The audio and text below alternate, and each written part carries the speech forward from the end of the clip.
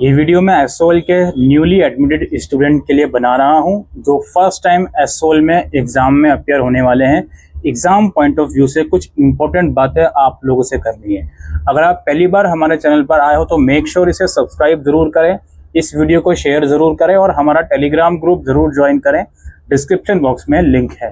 तो आइए सबसे पहले आपके एग्ज़ाम्स की बात करते हैं। एग्ज़ाम्स जो आपके स्टार्ट होने वाले हैं वो 10 दिसंबर या उसके बाद से शुरू होंगे। इनकी जो डेट शीट है वो मोस्ट लाइकली अक्टूबर के मंथ में आपको देखने को मिल जाएगी और आपको क्लियर हो जाएगा कि आपका कौन सा पेपर किस दिन है। हम proper videos time to time बनाते रहेंगे, तो डोंट वरी अबाउट इट। ये जो एग्ज़ाम्स होते हैं ये दिल्ली यूनिवर्सिटी के अलग अलग कॉलेजेस में ही होते हैं और आप लोगों का जो एग्ज़ाम है वो एग्जैक्टली किस कॉलेज में है, यानी कि आपका एग्ज़ाम सेंटर क्या है, वो आप लोगों को एग्ज़ाम से 4 से 5 दिन पहले पता चल जाएगा। एडमिट कार्ड एसओएल की वेबसाइट पर रिलीज कर दिया जाएगा। ऑलराइट। अच्छा, कुछ बच्चे ये सवाल बार बार करते हैं कि सर डैशबोर्ड लॉगिन नहीं हो रहा, डैशबोर्ड लॉगिन नहीं हो रहा। फिलहाल उसको भूल जाओ। जो आपका एडमिशन पोर्टल है वहां से अपना आईडी कार्ड और फी रिसीप्ट प्लीज सेव करके हुए चलिएगा। नाउ जो एग्जाम्स होते हैं इसमें थोड़ा सा मैं समझाना चाहता हूँ। यूजी कोर्सेज में जो थ्योरी पेपर होता है वो 90 नंबर का होता है। कुछ सब्जेक्ट होते हैं एईसी, सैक और वैक, वो 90 नंबर के नहीं होते, वो कम नंबर के होते हैं। उनमें से कुछ पेपर 30 मार्क्स का हो जाएगा, कुछ पेपर 80 मार्क्स का हो जाएगा। स्किल इनहांसमेंट कैटेगरी के कुछ पेपर होते हैं जिनका थ्योरी एग्जाम नहीं होता, केवल इंटरनल असेसमेंट होते हैं। आने वाले टाइम में आपको पता चल जाएगा किसका थ्योरी एग्जाम है और किसका नहीं है। सिर्फ सैक की कैटेगरी में ऐसा होता है, बाकी एईसी, वैक, जनरिक इलेक्टिव, डिसिप्लिन, इनके सारे सब कुछ थ्योरी एग्जाम्स होते हैं। आप लोगों का जो स्टडी मटेरियल है आपके घर में डिलीवर करा जाएगा। प्लीज़, आई नो थोड़ा सा यहाँ पे लेट हो रहा है स्टडी मटेरियल डिलीवरी प्रोसेस में, लेकिन हम लोग कुछ कर नहीं सकते सिवाय इंतज़ार ही कर सकते हैं। तो आप लोग इंतज़ार कीजिए, जो एड्रेस आपने दिया है उसमें आपका स्टडी मटेरियल घर में पहुँच जाएगा। आप प्रिपरेशन स्टडी मटेरियल से कीजिए, प्रीवियस ईयर पेपर देखिए, जो आपका सिलेबस है उसके बेसिस पर आप यूट्यूब ट्यूटोरियल देख सकते हो, नोट्स बनाइए और उससे अपनी प्रिपरेशन कीजिए। अब यहाँ पे थ्योरी एग्जाम के अलावा इंटरनल असेसमेंट भी एक बहुत इंपॉर्टेंट चीज है एसओएल में। ये इंटरनल असेसमेंट एसओएल के अंदर ऑनलाइन लिए जाते हैं। आप इसको कहीं पर भी बैठकर दे सकते हो।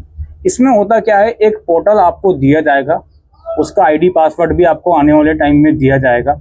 उसमें लॉगिन करके आपको, जैसे ही उसमें लॉगिन करोगे तो वहाँ पे ऑप्शन आते हैं कि स्टार्ट असेसमेंट। आपको एक पर्टिकुलर टाइम फ्रेम दिया जाएगा, 7 दिन का, 10 दिन का। उस टाइम फ्रेम में आपको अपने अलग अलग सब्जेक्ट के असेसमेंट करने होते हैं।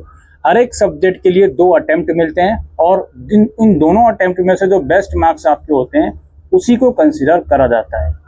ये इंटरनल असेसमेंट में जनरली यू कैन से 35 या 35 क्वेश्चन अप्रॉक्स आते हैं और आई थिंक 45 मिनट का ये असेसमेंट होता है।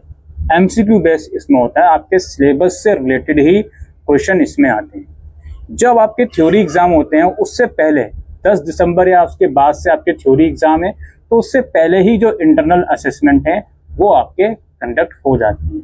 आप सभी लोगों से रिक्वेस्ट है कि आईए का जो वेटेज होता है अराउंड 25% का होता है मैक्सिमम सब्जेक्ट्स का, तो प्लीज़ इसे बिल्कुल भी मिस ना करें। पीजी लेवल पे 30% का वेटेज होता है, प्लीज़ इसको मिस ना करें। आईए is a very crucial component, आपकी परसेंटेज इंक्रीज करने में ये काफ़ी मदद करता है। और बहुत से केसेस में देखा जाता है कि अगर बच्चा आईए छोड़ देता है या आईए में नंबर काफ़ी कम आ जाता है तो उसकी वजह से ओवरऑल नेट ग्रेड में भी वो फेल हो जाता है और उसका सब्जेक्ट रिपीट करना पड़ता है। तो ऐसा नहीं है कि थ्योरी एग्जाम के बेसिस पर ही आप पास हो जाओगे। होने को हो सकती हो अगर बहुत ही अच्छा एग्जाम गया हो, लेकिन आईए भी एक बहुत क्रूशियल कंपोनेंट है पासिंग क्राइटेरिया का, तो इस चीज को ध्यान रखें। पासिंग क्राइटेरिया की ही बात करते हैं। जनरली 40% का यूजी लेवल पे या पीजी लेवल पर भी पासिंग क्राइटेरिया होता है, दोनों को मिलाकर। ठीक है, आईए को भी और थ्योरी को भी, दोनों को मिलाकर 40% मार्क्स आपको इंडिविजुअली और एग्रीगेट भी लाने होते हैं पास होने के लिए।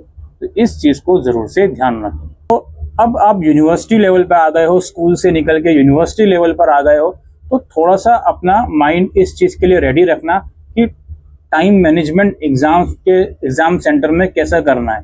ठीक है, क्योंकि स्कूल में 3 घंटे मिलते थे, ऑब्वियसली यहाँ पर भी 3 घंटे ही मिलेंगे, लेकिन यहाँ पे क्वेश्चंस का जो आप आंसर लिखोगे थोड़ा सा उसका वेटेज बढ़ जाता है। तो इस चीज़ को ध्यान में रखिएगा। जो बच्चे बीकॉम वाले हैं, न्यूमेरिकल क्वेश्चन किस तरीके से सॉल्व कर रहे हैं, प्रैक्टिस कीजिए उसकी। इन सारी चीज़ों को आप लोगों को दिमाग में रखना है। एक और बात मैं कहना चाहूँगा, देखिए ये एसओल में आपने एडमिशन लिया है, यहाँ पर कोई भी चीज़ होने से पहले आपको बताया नहीं जाएगा कि इस डेट पर ये चीज़ होगी, सिवाय एग्ज़ाम डेट शीट, ठीक है। एडमिट कार्ड से पहले बताया नहीं जाएगा कि इस डेट को एडमिट कार्ड आएगा। आपको बता दिया गया एग्जाम से 4 से 5 दिन पहले आएगा, तो आप बार बार ये सवाल नहीं करेंगे कि एडमिट कार्ड कब आएगा। रिजल्ट यहाँ पे किसी को नहीं पता होता कि रिजल्ट किस दिन आएगा। आप एग्जाम देकर आए हो, उससे 2.5 से 3 महीने के बाद ही रिजल्ट आते हैं। तो इन चीज़ों को आप लोग पहले से ही समझ कर रखें। आप लोगों को बहुत सी चीज़ें यूट्यूब पर मिलेंगी, बार बार घड़ी घड़ी कि अब ये चीज़ होगी, अब वो चीज़ होगी, एक ही बात को रिपीट करते हुए घड़ी घड़ी चीज़ें मिलेंगी। उन चीज़ों से बचें, अपना टाइम उन चीज़ों में ना लगाएं। एक और बात कहना चाहूँगा, देखो आप एसओएल के स्टूडेंट हो, जनरली एसओएल के स्टूडेंट को as compare to regular student थोड़ा सा नीची निगाहों से देखा जाता है। वो बताने की ज़रूरत नहीं है, डिस्टेंस मोड में आप पढ़ रहे हो इसलिए।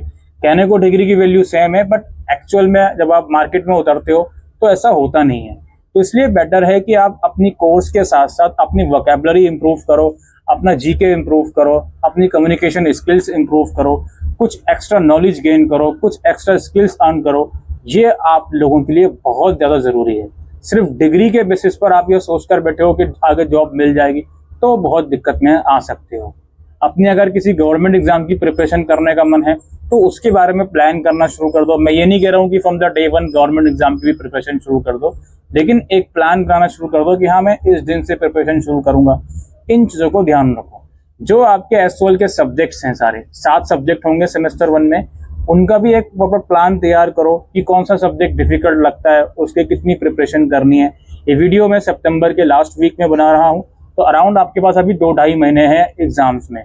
तो उस हिसाब से अपना टाइम टेबल प्रॉपर प्लानिंग बनाइए, सो दैट एग्जाम्स के टाइम पर आप लोग के पास अच्छा टाइम बचे रिवीजन का। प्लीज़ इसको थोड़ा सा सीरियसली लीजिए मेरी बात को, सो दैट आप एग्जाम्स में एक अच्छा स्कोर करके आ सको। यही सब चीज़ें मैं इस वीडियो में डिस्कस करना चाहता था regarding exams point of view. उम्मीद करते हैं ये वीडियो आपको यूज़फुल लगी हो, तो वीडियो को शेयर कीजिएगा। Thank you.